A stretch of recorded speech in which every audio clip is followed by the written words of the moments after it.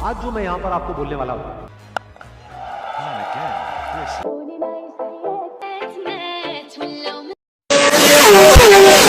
अस्सलामुअलैकुम नाज़रीन, मैं हूं अरमागान आमिर। वीडियो देखने से पहले चैनल को सब्सक्राइब करें ताकि आपको मज़ीद ड्रामे के रिव्यूज़ और मोटिवेशनल स्टोरीज मिलते रहें। आज परिजात के एपिसोड नंबर 19 पे मैं रिव्यू देने जा रहा हूं, तो आइए वीडियो का बाकायदा आगाज़ करते हैं। अच्छा, इस एपिसोड में ये दिखाया गया कि परिजात जैसे ही अपनी बहन के घर जाता है तो फिर वो अपने बहनोई से और अपनी बहन से बातचीत करते हैं, आपस में वो लोग डिस्कशन करते हैं किस तरीके से। वो बताता है कि मैं किस तरीके से इस मुकाम तक पहुंचा और मुझे क्या क्या दुश्वारी का सामना करना पड़ा।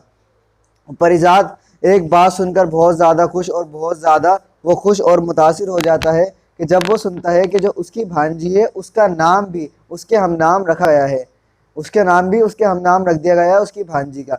अब परिजात आपस में बहन भाई आपस में और बहनें आपस में बहुत बातें कर रहे होते हैं, आपस में डिस्कशन कर रहे होते हैं। फिर उसके बाद उसके बहनों को याद आता है और उन्होंने उसके जो 5 लाख रुपए जो उसने लास्ट टाइम उनको रकम दी थी, जिसके सबब वो उसके बहनोई इतने स्टेब्लिश हो चुके हैं क्योंकि उसने अपनी पोइट्री की किताब बेची थी, जिसके सबब उन लोगों ने ये दुकान और अपने आप को एक अच्छा रहन सहन उन्होंने इख्तियार कर लिया था, किसकी वजह से, परिजात के उस 5 लाख रुपए की वजह से। तो फिर वो उसके बहनोई परिजात को वो पैसे वापस कर देते। तो परिजात इंतहाई खूबसूरती के साथ वो पैसे ले लेता है, लेकिन वो बोलता है कि ये पैसे आपने मुझे दे दिए ना, तो ये मेरी मर्जी, अब मैं इसको किसी को भी दूँ।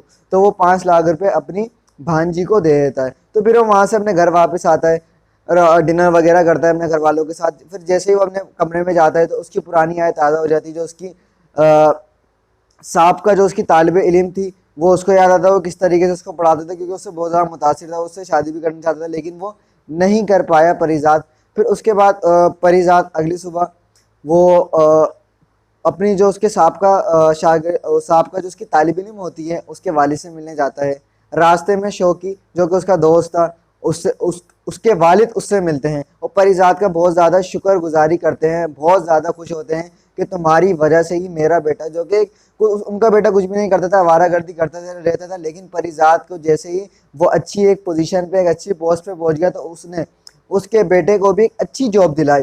परिजात फिर उसके बाद अपने उनके घर पहुंच जाता है, अपने साहब का तालिब इल्म के घर, और उसके वालिद से मिलता है।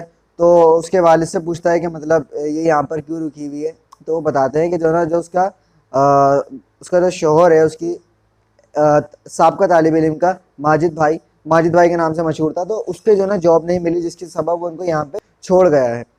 अब परिजात बोलता है तो आप लोग बेफिक्र हो जाएं, मैं इसकी भी जॉब लगा दूंगा।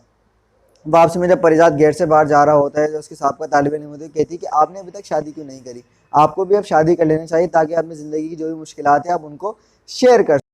फिर परिजात का इरादा होता है, जो उसका पियानो था, जो उसका ड्रीम पियानो था, उसने सोचा कि मैं वो लेने जाता हूँ। जैसे वो दुकानदार के पास जाता है तो वो दुकानदार से वो पियानो पूछता है कहाँ है वो पियानो। तो वो दुकानदार कहता है कि वो पियानो तो बिक चुका है, लेकिन वो परिजात को पहचान लेता है कि वही परिजात है जो बचपन से जवानी तक उस पियानो की ताक में लगा रहता था। वो चाहता था कि मैं उस पियानो खरीद लूँ। परिजात भी कहता है क्या ज़िंदगी की कश्मकश है, क्या ज़िंदगी है ये, कि जब मेरे पास पैसे नहीं थे तो वो पियानो आपके पास मौजूद था, लेकिन अब जब मेरे पास इतने पैसे आ चुके हैं कि मैं जैसे पता नहीं कितने ही पियानो खरीद लूँ, लेकिन मैं वो पियानो खरीदना चाहता हूँ, लेकिन आपने उसको सेल आउट कर दिया है।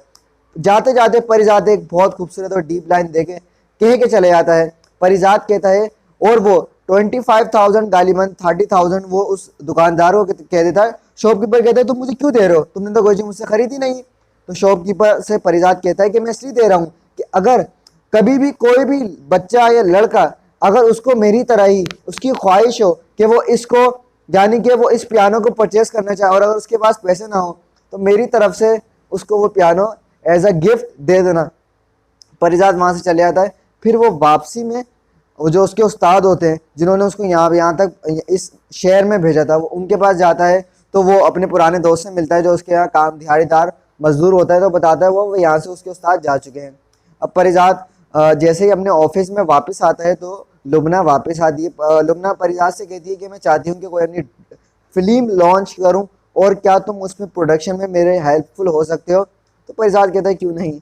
और फिर परिजात के इस ड्रामे में इतनी आजिज़ी दिखाई जा रही है कि परिजात इतना अमीर होने के बावजूद भी उसने अपनी आजिज़ी का दामन ना छोड़ा। वो उसको अल्लाह ने इतनी दौलत दे दी, तो फिर उसके बावजूद भी उसने अपने जितने भी उसके गरीब दोस्त थे, जहाँ जहाँ से वो पल बढ़कर वो इस मुकाम तक पहुँचा, वो उनके पास गया, उसने उनको जो जो वो फराम कर सकता था उसने उनको फराम करने की कोशिश की। और यही एक हमारा दीन इस्लाम भी हमें यही सिखाता है कि इंसान जिस मुकाम तक भी पहुँच जाए उसको अपने अंदर आजिज़ी रखनी चाहिए, और अल्लाह ताला भी आजिज़ बंदों को पसंद करता है। मुझे उम्मीद है आपको मेरी वीडियो पसंद आई होगी। चैनल को सब्सक्राइब करें, ज़्यादा से ज़्यादा लाइक करें, ज़्यादा से ज़्यादा शेयर करें। इन द एंड अल्लाह हाफिज़, फ़ी अमान अल्लाह, पाकिस्तान जिंदाबाद। आज जो मैं यहाँ पर आपको बोलने वाला हूँ,